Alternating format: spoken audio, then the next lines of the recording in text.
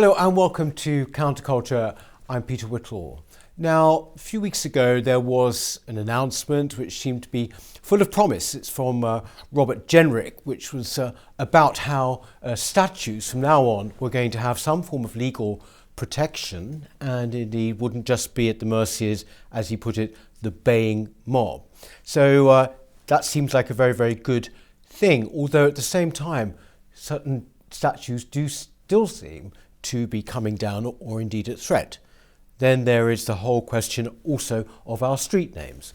And indeed, there is the question of the ongoing cultural assault, which is still going on. Only last week we heard, for example, that one university was going to downgrade the teaching of Geoffrey Chaucer in favour of issues to do with gender, sexuality and race.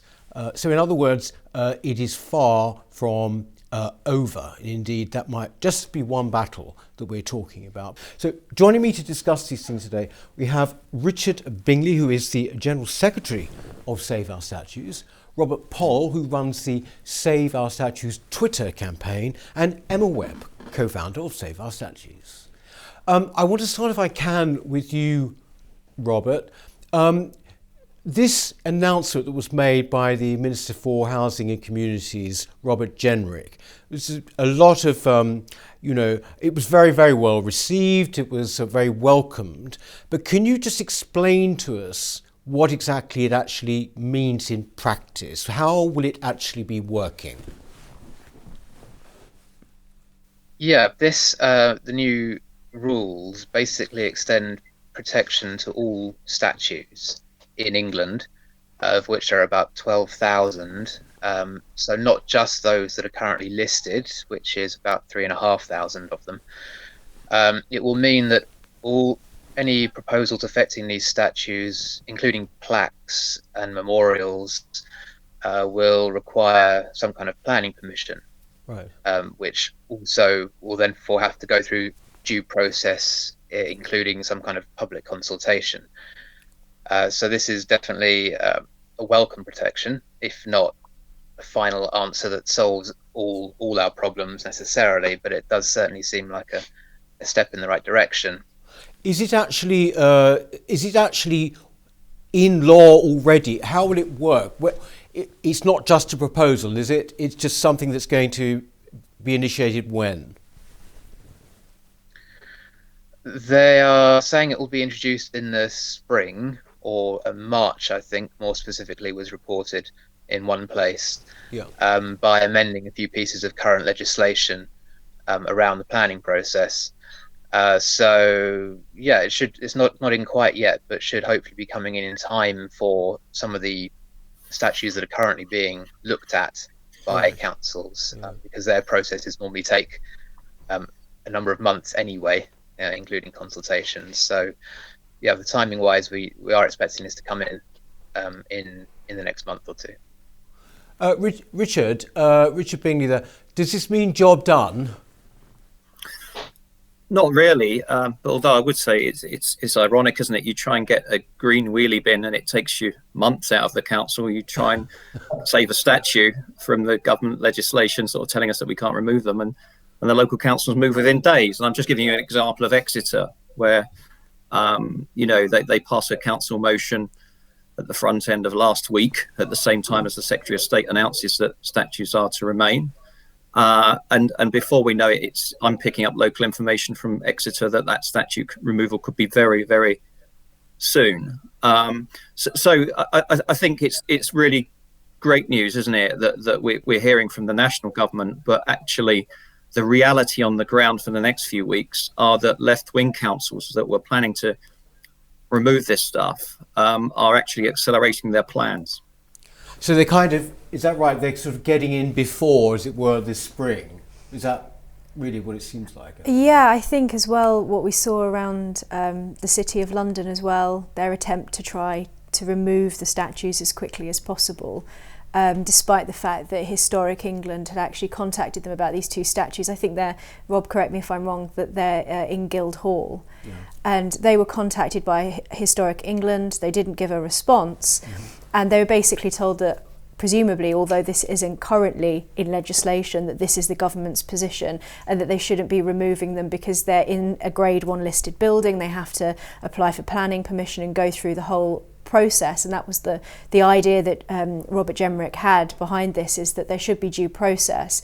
And I think, again, correct me if I'm wrong, that he under these new rules would have the ability to step in and have the final say if there was a dispute between Historic England and these councils, to make sure that they can't remove these things. But I think that we could end up with a situation that, even obviously it's been described as retain and explain, that doesn't necessarily mean that the fight is over, because as we've seen with some of the plaques that have been suggested in other places, particularly in Scotland, sometimes they are actually quite ideological and ahistorical. So I think probably there's still going to be an uphill battle on that front. That is right to almost say this is battle number 2, isn't it? I mean, if it's retain and explain, as Emma said, it is basically we're talking about these, contextualizing plaques, aren't we? That's what we're talking about. Rob? Yes, absolutely. He's talked about, as Emma said, putting due process around the retain, but there is no mention of any process around the explain. And in terms of making sure councils actually approach a balanced view towards those, engaging historians or form people from across the spectrum, there's nothing like that. So that definitely is a fight I think that we'll still have to fight. The important thing is for now that hopefully none will be moved if these rules are followed, and the retain and explain is applied. Again, yes, like Emma says, the idea is that Historic England will now they're basically compelled to object to any proposals to move them, because retain and explain is their official policy. And yes, if the council then insists on going forward, the Secretary of State can intervene. So that does seem like good protections there, but around the plaques, we don't know. We need to come up with some kind of way to put some process around that, I think. I think at the moment, today, we're actually recording this on the 25th of January, and this is quite an important day, is it not? Because the people who tore down the Colston statue in Bristol have been in court, have they not, Robert? Yes, they were in the magistrates' court today and pleaded not guilty. Oh. Which is quite unbelievable in itself. Not sure how they're doing that, but they also opted for a trial at the Crown Courts in a couple of weeks' time. So yeah, we're still to see what's going to happen here, but it seems like they're prolonging the process really, and perhaps wasting more public resources in doing so, and taking wasting a lot of money. What about the whole thing with street names, Richard? This is something, again, which exercises people so much. I mean, it's not just, this is not covered by any of this, is it? I mean, can councils just sort of we've heard of, I think it was in Birmingham, came up with these sort of ideas for, what was it now? Inspiration Avenue and Humanity Close and Diversity Lane, and which all sound a bit like Beatles songs, but in fact, actually, they are real suggestions. What power do people have over that, if any? Well, the power rests with the council, because if there are new street names to be made, then the council usually sort of speaks to local historians and establishes, what might be sort of the correct context. So the problem has been occurring where we have current street names. I'm thinking in Ealing, the Havelock Road or Havelock Street, and down in Plymouth, the Sir John Hawkins Square, which has been. Well, it's not been renamed yet. They've just blanked out. They've just erased the name of the square. There's actually, it's a blank square at the moment. And what's the proposal for that, Richard? The proposal is to change it from Sir John Hawkins Square to Jack Leslie Square, after a third division football player back in the 1920s. The changes have to occur under the Public Health Act of 1925, and there has to be some form of public consultation. Usually changes are made in very, very extreme circumstances. We do have a situation in Devon where a road was named after somebody who was subsequently convicted of paedophile offence, and so therefore no one is contesting that road name change. But what we are picking up as a campaign across the country, there's a lot of road name changes going on that one would say were historical references just being erased. Victoria Road, the sort of Victory Road, anything Imperial, Colonial Roads, those types of things. And then, of course, people such as Colston, Picton, Sir John Hawkins, where their name is used in a road, are likely to face sort of being erased over the next few years. So the public don't really have much consultation over this. The council goes about deciding how they consult, and then it's up to the public, basically, if they don't like it, to take the council to the magistrates' court, which is expensive, and it's usually found against members of the public. Emma, quite recently, Jacob Rees-Mogg said that the one silver lining to this whole thing has been that it's actually reminded us of the number of great heroes we've got. I mean, that is putting, shall we say, the ultimate positive spin on it, isn't it, really? It's definitely putting more of a positive spin on it than I think it deserves, but it is definitely true that, I think this was the case with the statues in the consultation over the statues in Guildhall, that I think Rob has numbers on this, something like 71% of people were actually in favour of keeping them, not removing them.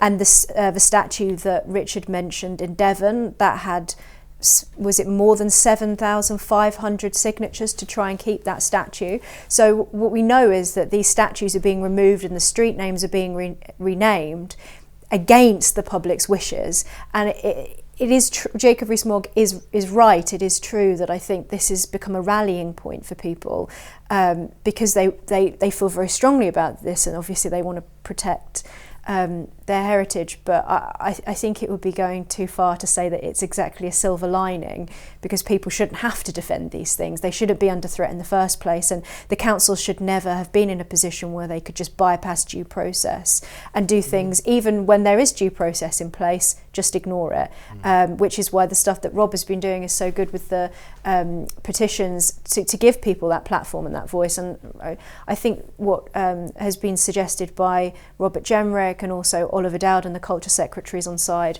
to give people a voice on these subjects, I think that's something that should be built into the process, and it shouldn't be possible to ignore it. This does have implications. If it's coming in the spring, it certainly has implications, doesn't it, for all these, I think, 130 council reviews that were going on, not least of all in London, actually. I mean, my old friend Sadiq Khan. I mean, essentially, presumably, that's his plan in tatters, is it not? Richard? Well, I'm not sure. I just feel that all.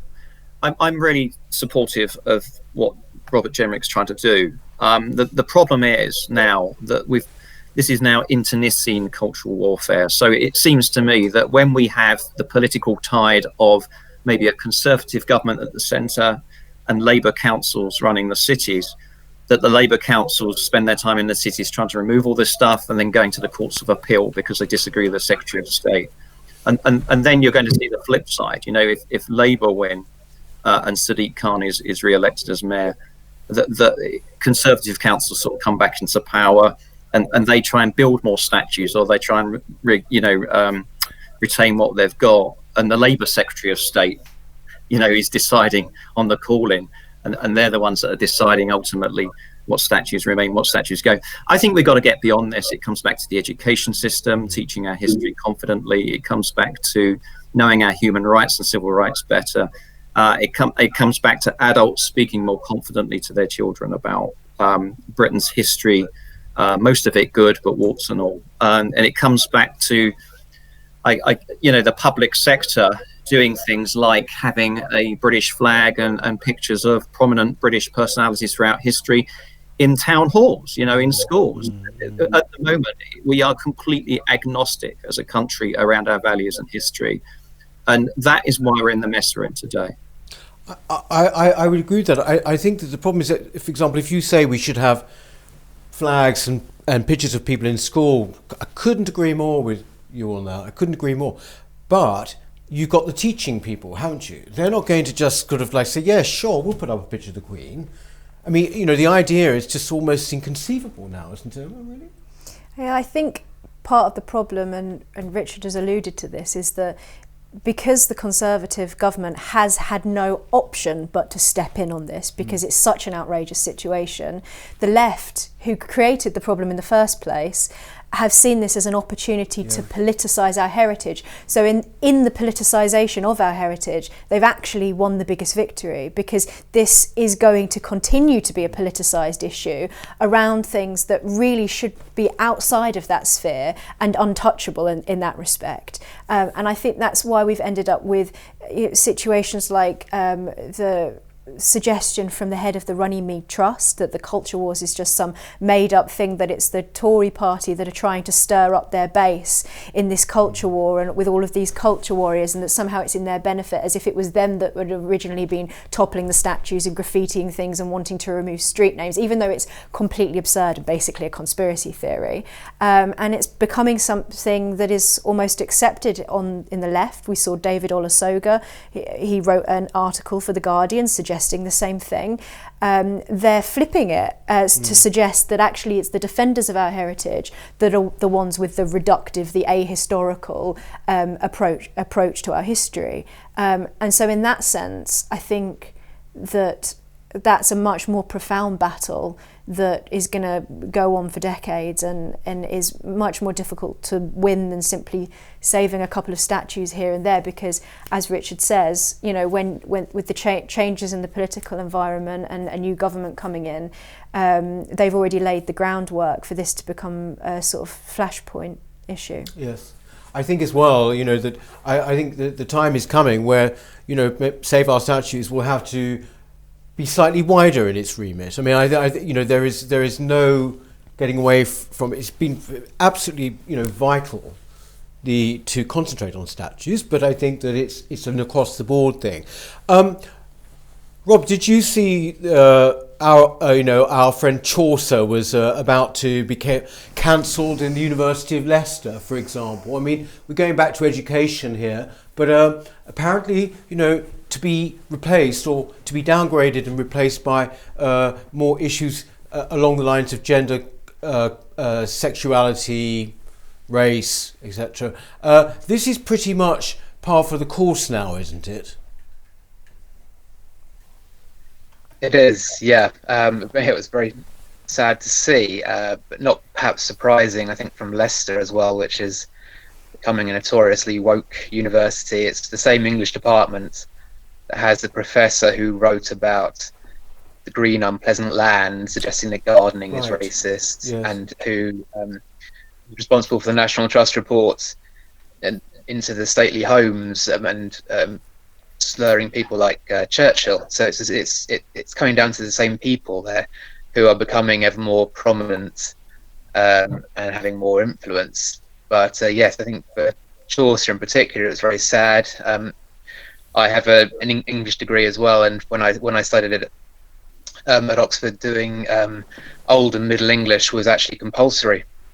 So I look back at it really with some kind of gratefully, I think, that we had that opportunity to learn it and understand the origins of our written literary culture, which is now going to be taken away, I think, from these people, even as an option to do it, which is very sad. Yes. They also get things spectacularly wrong, don't they, Emma? Some of the universities, there's a story, isn't there, from, is it Scotland? Of the University of York, yes, the monkeys. University of York. Yeah, so the famous hear no evil, see no evil, speak no evil monkeys that come from they come from 17th century Japanese culture, and then obviously became very popular after that around the world. And the University of York were putting on I think it was an art history conference, and some of the promotional material used and it was to do with the census, and it had some silly name, something about orality and the sort of stuff that you would imagine from a woke conference. And they used the picture of these monkeys as part of their promotional literature to advertise the conference. And then the people who had organised it, the academics, came out with this strange struggle session apology that actually the monkeys were racist, or could be viewed as racist, and so they apologised for having used them. And many people have pointed out that actually it's quite racist of them to look at some monkeys and think black people might be offended by this, because they are just 17th century Japanese monkeys after all. Yes. And if anything, it's actually quite offensive to Japanese culture to suggest that their traditional art of these monkeys is somehow offensive to, I think they said, the black ethnic minority, indigenous, but now in this country we use indigenous to mean presumably not indigenous. They obviously have taken the phrase over from the American woke context on this. So it's something more sinister than just getting it spectacularly wrong. But I actually got a quote here that's worth reading out, because it reads like a religious creed, like something that you might, in a cult, something that you might say as a way of sort of ask your confession. That the academics said, "We bring this to your attention so that we may be held accountable for our actions, and in our privileges do and be better." Very strange. So this is almost like the washing of feet, isn't it, Richard? I mean, this is like, as I said, this is, well, actually the whole idea of woke, indeed, which is about I am awake, I am renewed. Well, I mean, it's stronger than that, isn't it? Because it's almost a self-loathing. It's a dismantlement of one's own confidence, one's family's heritage. It's very sad to watch. I mean, I'll just sort of pick up on the Leicester case in more commercial terms, because I worked in universities for a few years as a lecturer, and universities are businesses. Leicester has 20,000 students, has a very strong brand because, of course, it had the foremost genetics department, and one of its academics, Sir Alec Jeffreys, founded digital forensics. Sorry, not digital forensics, but forensics, and basically digital fingerprinting and the rest of it.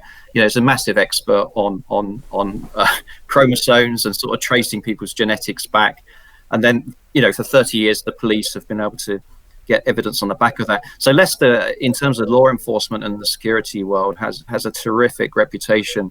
But I don't think it's helpful for them if there are media stories going around the world that they're literally erasing the best aspects of English history. That is going to reduce their student numbers, especially when students are paying £9,000 per year to basically be taught online at the moment because of COVID restrictions. I'm interested to see in 3 years' time what the student numbers will be at Leicester University. I think it will be like the BBC, these organisations that push an unpleasant, self-loathing agenda will lose their customers. And their customers will eventually, when they're stopped forcibly being customers, like with the BBC licence fee, they will just walk away to other alternative, credible organisations. And there's 130 universities in the UK. If Leicester want to do that, then I'm not going to condemn it. It's up to them. But I think others will benefit from their lack of confidence in British history and the brand. Mm-hmm. Yeah, I think Richard has picked up on a really important point here, because the Vice Chancellor of the university, who has said that the reason why they're doing this, so they're not actually, it's not just Beowulf, which horrific that they would get rid of, probably the first piece of what you might call multicultural English literature, because of its connections to the Danish ancestors of the people who came to Britain. They're not just getting rid of the early medieval stuff like Sir Gawain and the Green Knight and Chaucer. They're also looking at reducing the number of course content, let's say, on people like John Milton, Christopher Marlowe, John Donne. They're basically tearing out the foundations of the English language and preventing students from having any ability to understand the point of even studying English literature in the first place. But the thing that is so interesting is that in doing that, it's not just that they're doing it because they're trying to decolonise the curriculum. It's also because the Vice-Chancellor thinks that this is in their commercial interests. He thinks that this is going to help the university become a global player and attract more students and climb its way up the rankings. So it just sort of goes to show that it's the same as with the big tech and a lot of the considerations there, that they are taking as they perceive it, the market into consideration, and they actually think that this is something that is going to be in their overall benefit financially long term. And I think the fact that they think that there are market forces that are pushing them in this direction is very worrying, because it gives them so many more incentives other than just the cultural pressure to just keep purging. But there is this kind of alliance, is there not, say Robert? There's this kind of alliance, isn't there, between actually whether it's a university or a company, even, and their commercial interests and wokeness. That there is this sort of strange, that it's used, isn't it? It's actually kind of, wokeness is used either as a PR method, or indeed it's sort of, you say, as a way of attracting trade and commerce. Yes, I think it shows how wrong the University of Leicester's got it, and we've seen the same in other institutions where they speak amongst themselves to like-minded people who are now seem to be infiltrating lots of our public institutions and think that they are somehow representing the future. But when it comes down to exposure to the real market and the commercialism of that, it's very different. So like Richard was saying, we have seen the reality for Leicester is that student numbers have fallen year on year over the last few years. They have gone from making a profit to making a loss, and they have fallen from 17th to 77th in the university rankings. So it certainly doesn't seem to be paying dividends for them, and that's the reality, I think, when commercialism actually hits home. I know that this is a time where we should sort of be, to an extent, celebrating with the announcement of protection for statues, and it seems that we're pouring on the agony a bit, but I do see that this is an absolute ongoing battle. Richard, the Prime Minister recently said there's nothing wrong in being woke. Is he right? I didn't see what he said. He said there's nothing wrong with being woke. People were talking about Biden being very woke, and he said, well, there's nothing wrong in being woke. Well, you can't blame him. He's got to win an election. We can say different things, but he does sometimes have to say these kind of David Cameron, hug a hoodie type things. That's what any leader has to do. I think, when you scroll back to saving statues and public realm, at least we've got a Prime Minister and a Home Secretary and a Communities Secretary that have not just spoken out against violence last year and the baying mob, but they've done something about it. And I'm personally very grateful for that. Really looking forward to the legislation coming through, and we just need to keep up the fight in the interim and then take it from there as a group. Have you got anything to add to that? Yeah, I imagine probably his comments were coming from foreign policy considerations. He was being quite literally diplomatic. I think obviously there are tensions that already exist with Biden being Irish and all that, and so we don't want to give him any excuses to be more difficult than he needs to be. But that said, there are lots of reasons why we could have criticised Boris over the last couple of months, when Churchill was being boarded up and he was silent, and that somewhat undermined his own sort of Churchillian credibility in the way that he presents himself. But I think Richard is right that we are astronomically lucky to have a culture secretary and a community secretary who has common sense and guts enough to stand up to this kind of nonsense. And in the grand scheme of things, saying it's okay for people to be woke it doesn't really have any implications, and you know, it's important for people to have free speech and freedom of conscience, and if they are woke, they are woke. So strictly speaking, it is okay to be woke. We just personally happen to disagree with that, and we'll fight them tooth and nail on their attacks on our statues. Yeah. Well, actually, when we're talking, you mentioned Churchill. It's interesting. Churchill has become this absolute sort of emblem of this whole thing in a way. And in fact, we had recently, with Biden taking over, now the Churchill bust has now gone out of the White House again. You know, it was taken out by the last Democrat, Obama, and then it was brought back, and now it's taken out. And so it's sort of like this odd thing that's been going on. However, that's by way of saying, and a very nice segue into my final remarks here, which is that we actually have our own bust here of Churchill. Here, I'm going to show you. This is beautiful. This little creature.